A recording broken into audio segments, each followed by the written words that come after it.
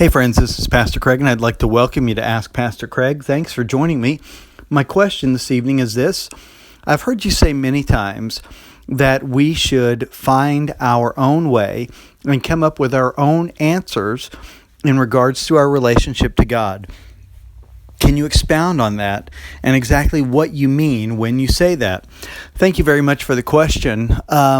Yeah, absolutely. I can elaborate on that point and tell you what I mean. You know, Philippians 2:12, the Apostle Paul writes, and he says that each one of us should work out our own salvation with fear and trembling. Now, a better translation of the fear and trembling part is with reverence and awe, right? So intense concern, and I guess caution isn't the word that I want to use, but perhaps maybe investment, right, or concern.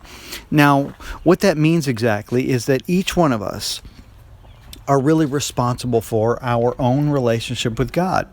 And far too many times we give that responsibility to other people, pastors, denominations, television personalities, radio personalities, whatever the case may be.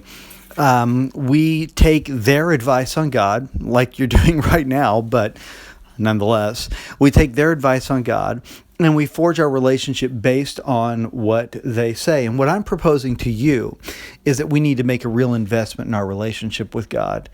There's another passage that says that each one of us should study the Word of God to show ourselves approved, rightly dividing. That means correctly discerning the words of God, the Bible.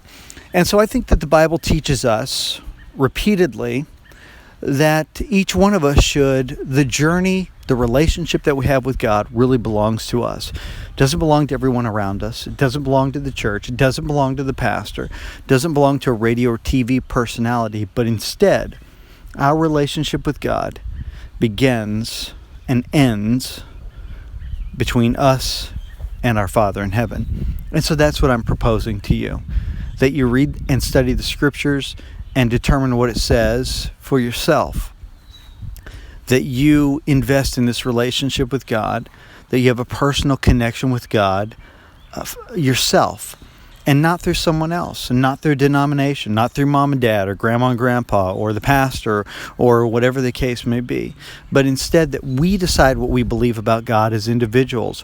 We decide who it is that we think that God is and what his personality is and all those kinds of things as individuals, instead of having a herd mentality or letting others tell us who they think that he is. Now, I'm not saying that from time to time it's not good to listen to the ideas and thoughts of others. There's intense and great value in that.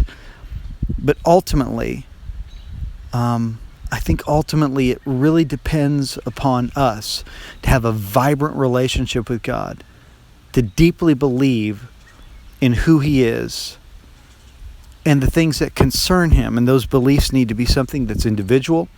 They need to be something personal. And they need to be something that we've worked out with intense conviction and sincerity. Okay? So I hope that helps you. If there's still some confusion on that, I'd love to answer that. I think it's one of the most valuable questions that we can ask ourselves. Who do I really believe that God is?